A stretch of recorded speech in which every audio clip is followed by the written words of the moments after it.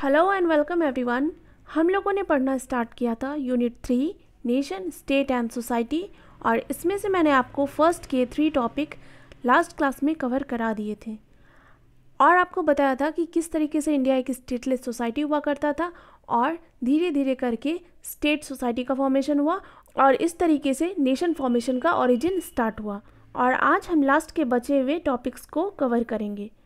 तो देखते हैं हमारा सबसे पहला topic, nation, state and society in colonial India. तो जब भी हम इंडिया के बारे में बात करते हैं तो क्या माइंड में आता है कि इंडिया एक नेशन है जिसमें 28 स्टेट्स हैं और 8 यूटीज़ हैं, यानी कि यूनियन टेरिटरीज़।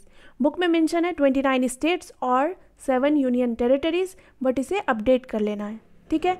और इसके पास अपना एक फ्लैग है, नेशनल एंथम है, कॉन्स्टिट्यूशन है, एक कॉडिफाइड लीगल नॉर्म्स है, सिटीजन्स के पास बहुत सारे राइट्स हैं, एक टेरिटोरियल बाउंड्रीज डिफाइन किए हुए हैं जो कब डिफाइन हुआ था, आफ्टर इंडिपेंडेंस, ठीक है। तो इस तरीके से हमारे माइंड में आता है जब हम इंडिया के बारे में सोचते हैं, है ना। तो ये क्या है, नेशन है, ठीक है। तो हम पढ़ ही रहे हैं कि किस तरीके से नेशन का फॉर्मेशन हुआ, ठीक है। तो जब मैं आपको लास्ट क्लास में बता रही थी कि ब्रिटिश के आने के पहले इंडिया नाम की कोई चीज़ नहीं थी, कोई नेशन नहीं था, तो इंडिया में यूनिटी कैसे आया, कैसे नेशन का फॉर्मेशन हुआ। तो देखो क्या लिखा हुआ, सबसे पहला line, India's political unification is a product of colonialism and anti colonial struggles. मैंने आपको बताया ना कि इंडिया नाम की कोई चीज़ नहीं थी और इंडिया में जो अगर पॉलिटिकल यूनिटी आया है, एक नेशन के फॉर्मेशन में यूनिफाई होना बहुत ज़रूरी है ना। तो ये जो यूनिफिकेशन आया ये क्या था, product of colonialism and anti colonial struggle. Colonialism का मतलब क्या है, ब्रिटिश रूल, ठीक है। ब्रिटिश के आने के वजह से किस तरीके से एक नेशन फॉर्मेशन हुआ ये मैं आपको पहले बता चुकी हूँ, ठीक है। और एंटी कॉलोनियल स्ट्रगल मतलब क्या हुआ कि इंडिया में जो नेशनल मूवमेंट हो रहे थे उस वक्त एक यूनिफाइड होके हम लोग अपने नेशन के फ्रीडम के लिए स्ट्रगल कर रहे थे, तो उस वक्त भी क्या हुआ, एक यूनिटी निकल के आई, ठीक है। उसके बाद बुक में बताया जा रहा है कि जो हमारा फर्स्ट एम्पायर था इंडियन हिस्ट्री में वो कौन सा था, वो था हमारा मौर्यन एम्पायर, था ना। कौन थे मौर्यन के किंग, चंद्रगुप्त और अशोक, इनके बारे में तो सभी लोग जानते होंगे। तो हमारा जो फर्स्ट एम्पायर था मौर्यन एम्पायर, ये भी बहुत सारे टेरिटरी को अपने अंदर कंसोलिडेट कर लिए थे, लेकिन फिर भी एक नेशन का फॉर्मेशन नहीं हुआ था, ठीक है। इंडिया नाम की चीज़ नहीं थी। तो मौर्यन जो रूल करते थे वो मगध एम्पायर पे ही करते थे, है ना। तो नेशन नाम की कोई फीलिंग नहीं थी। उस टाइम में भी क्या थे, छोटे छोटे बहुत सारे किंगडम्स थे जो कि क्या थे, सबऑर्डिनेट थे मगध के। तो इसलिए ओमन कहते हैं the compulsion for conceptualising as Indian nation was largely the outcome of British colonial presence and its articulation in the pre-independence period. The use of the term nation for India was applicable to colonial India. तो इससे ओमन क्या कह रहे हैं कि Indian nation जो है ये आउटकम है ब्रिटिश कॉलोनियल का। तो ब्रिटिश कॉलोनी क्या किया, नेशन के फॉर्मेशन में एक बहुत मेजर रोल प्ले किया, ठीक है। और प्री इंडिपेंडेंस यानी इंडिपेंडेंस के पहले क्या था, ये जो टर्म यूज़ होता था नेशन, ये किसके लिए यूज़ होता था, कॉलोनियल इंडिया के लिए, ब्रिटिश इंडिया के लिए, क्योंकि हम लोग क्या थे, उसके गुलाम थे। तो ऑब्वियसली ब्रिटिश इंडिया के लिए यूज़ होगा नेशन, ओके। आई होप यहाँ तक आपको समझ में आ गए होंगे। इसी तरीके से बहुत सारे लोगों ने अपने अपने व्यू पॉइंट दिए हैं। उसमें से नेक्स्ट है जॉन स्टार्ची। ये क्या कह रहे हैं देखते हैं। This is the first and most essential thing to learn about India that there is not and never was an India और even any country of India possessing according to European ideas any sort of unity, physical, political, social or religious, no Indian nation, especially no people of India of which we hear so much.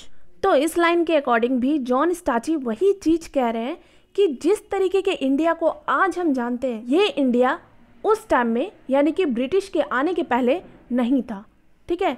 उसी तरीके से are सैली अपने book the expansion of England rights में कह रहे हैं India is only a geographical expression like Europe or Africa. It does not make the territory of a nation and a language, but the territory of many nations and languages. तो are सैली के thought को हम ऐसे समझते हैं जैसे suppose कि अगर नेशनहुड होने के लिए एक पॉलिटिकल बाउंड्री के अंदर एक लैंग्वेज, एक फेथ, एक कल्चर और एक रेस रहेंगे तभी नेशनहुड का फॉर्मेशन होगा। लेकिन इंडिया क्या है, इंडिया में बहुत सारे लैंग्वेजेस हैं, बहुत सारे फेथ है, बहुत सारे कल्चर है, बहुत सारे रेस है, यानी कि फुल ऑन डाइवर्सिटी, बहुत सारे डाइवर्सिटी है। तो इंडिया नेशन नहीं, ये टेरिटरी है, many Nations and many languages, ये कहना है आर शैली का। ठीक है, आई होप ये क्लियर हो गया होगा। उसके बाद आगे देखते हैं। उसके बाद ओमेन आर्ग्यू कर रहे हैं that the essential unity of India has been defined in several ways. ठीक है, बोला गया ना कि इंडिया में यूनिटी नहीं है क्योंकि यहाँ बहुत सारे लैंग्वेज है, बहुत सारे फेथ है, बहुत कल्चर है, बहुत रेस है। ठीक है, तो ओमेन आर्ग्यू करते हैं कि यहाँ के यूनिटी को किस तरीके से डिफाइन किया जा सकता है। ठीक है, तो देखते हैं क्या क्या है। सबसे पहला है एंशियंट सिविलाइजेशनल एंटिटी, फिर नेक्स्ट है composite culture, multinational polity, religious entity, territorial entity populated by a multiplicity of religious communities, a geographical collectivity of linguistic communities, and finally as a unit of great and little nationalism।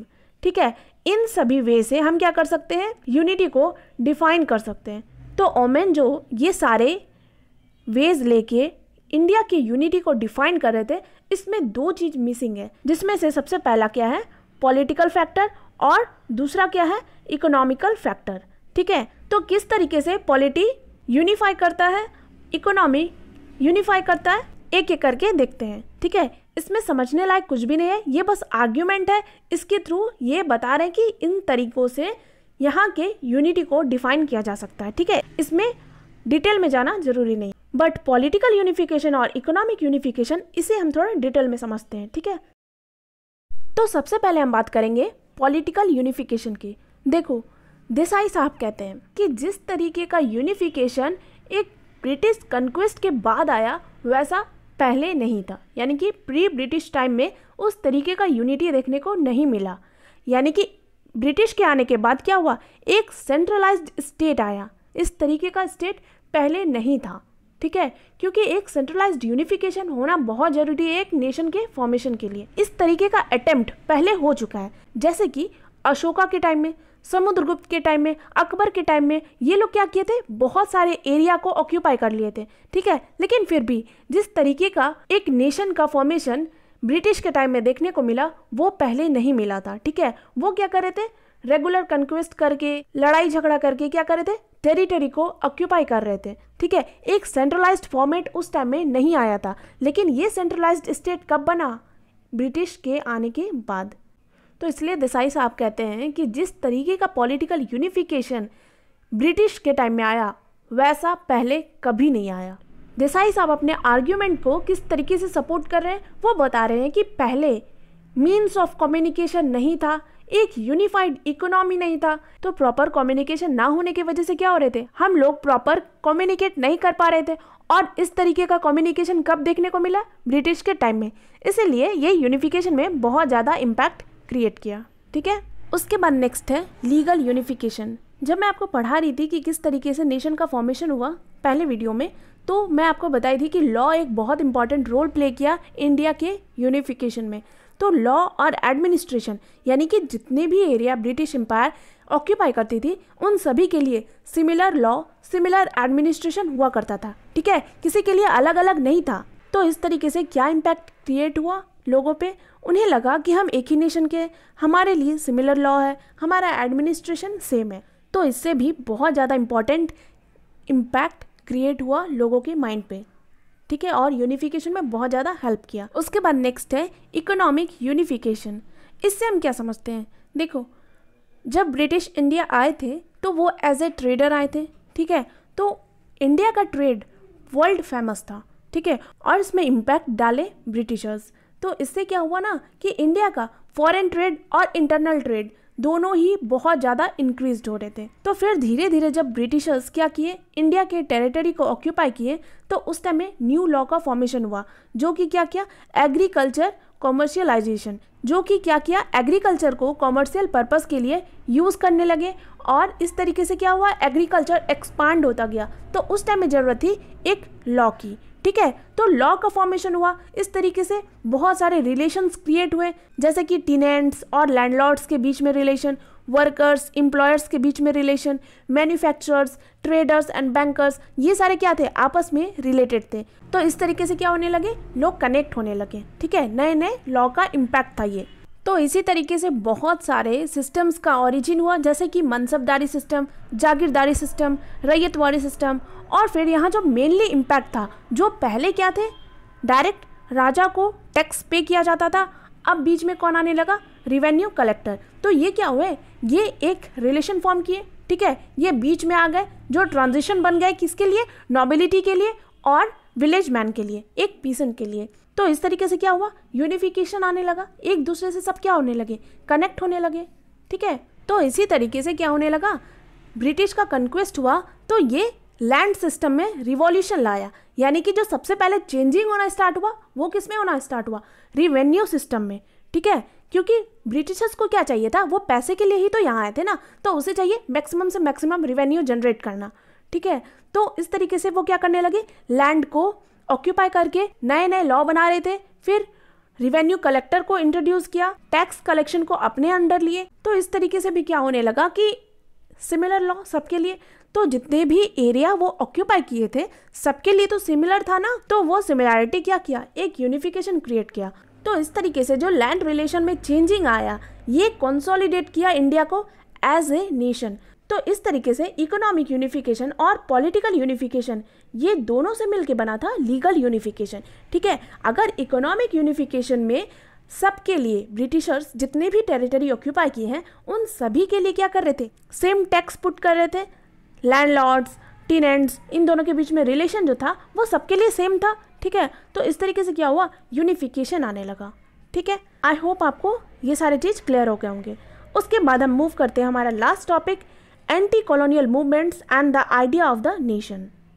तो इन topic में हम mainly समझेंगे कि जब लोग थोड़ा educate हो गए, उनमें थोड़े माइंड डेवलपमेंट हुई, तो वो इंडिया को एक कंट्री के जैसे समझने लगे थे, एक नेशन वाली फीलिंग जनरेट होने लगी। तो वो अपने नॉलेज को यूज करने लगे और फाइंड करने लगे हमारा जो कल्चर है वो किस तरीके से कॉमन है, ठीक है। तो ये क्या करने लगा, रिकॉग्नाइज करने लगा इंडिया को यूनिटी इन डाइवर्सिटी में, ठीक है। अब सारे लोगों को तो पता था कि यहाँ पे बहुत सारे लैंग्वेज है, बहुत सारे रिलीजन है, तो इन सभी को अनदेखा करके वो क्या कर रहे थे, एक यूनिटी क्रिएट कर रहे थे। तो यूनिटी क्रिएट करने का भी मेजर रीजन जो उस टाइम में था वो क्या था, एंटी कॉलोनियल मूवमेंट, ठीक है। ये एक मेजर रोल प्ले किया इंडिया के यूनिफिकेशन में, ओके।